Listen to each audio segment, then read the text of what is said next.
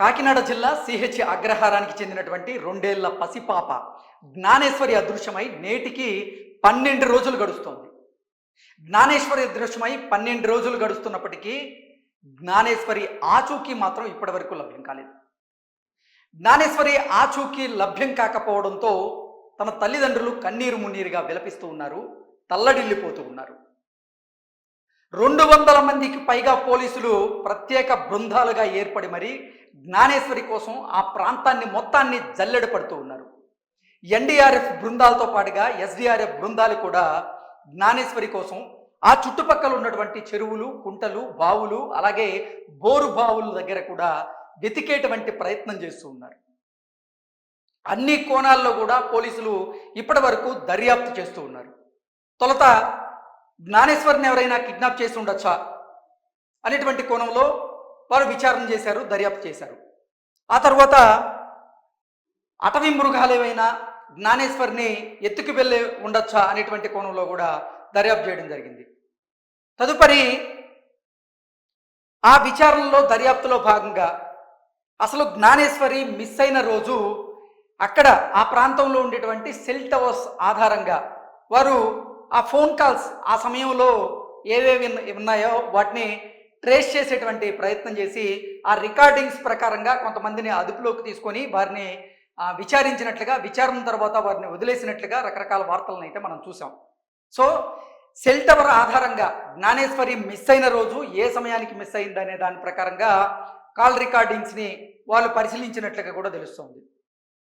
దాని ప్రకారంగా mobile phone లేని వాళ్ళే జ్ఞానేశ్వరిని కిడ్నాప్ చేసి ఉండొచ్చా అనేటువంటి కోణంలో కూడా ఇప్పుడు పోలీసులు అయితే దర్యాప్తు చేస్తున్నారు. దానికి కారణం ఏంటంటే ఈ 40 ఎకరాల తోట ఏదైతే ఉందో పామాయిల్ తోట, ఆ పామాయిల్ తోటను ఆనుకొని కొండ ప్రాంతం ఉంది, దాన్ని ఆనుకొని అటవీ ప్రాంతం ఉన్నటువంటి నేపథ్యంలో అక్కడ జీడి పిక్కలు ఏరుకునే వారేమైనా పాపని కిడ్నాప్ చేసి ఉండొచ్చా, కిడ్నాప్ చేసి వాళ్ళు పాపని వేరే ప్రాంతానికి తరలించి ఉండొచ్చా అనేటువంటి కోణంలో కూడా పోలీసులు అయితే దర్యాప్తు చేశారు. అయితే రీసెంట్గా వస్తున్నటువంటి వార్త ప్రకారంగా అటవీ ప్రాంతంలో సంచరించేటువంటి సంచార జాతులు ఎవరైతే ఉన్నారో వారు పాపని కిడ్నాప్ చేసి ఉండొచ్చేమో అనేటువంటి కోణంలో కూడా పోలీసులు దర్యాప్తు చేస్తున్నట్లుగా వార్తలు వస్తూ ఉన్నాయి. అదే కనుక నిజమైతే సంచార జాతులు వారు ఎవరైతే ఉంటారో వాళ్ళ దగ్గర సెల్ ఫోన్లు ఉండడం అనేది అరుదు. చాలా తక్కువ మంది దగ్గరే సంచార జాతుల దగ్గర సెల్ ఫోన్ ఉండేటువంటి అవకాశం ఉంటుంది. కాబట్టి ఈ జాహ్నవి అలియాస్ జ్ఞానేశ్వరిని సెల్ ఫోన్ వాడనటువంటి సంచార జాతులు వారేమైనా ఎత్తుకొని వెళ్ళి ఉండొచ్చా, వారికి పిల్లలు లేకమైనా జ్ఞానేశ్వరిని పెంచుకుందాము అనేటువంటి ఉద్దేశంతో వారు కిడ్నాప్ చేసి ఉండొచ్చా అనేటువంటి కోణంలో అయితే పోలీసులు దర్యాప్తు చేస్తున్నట్లుగా తెలుస్తుంది.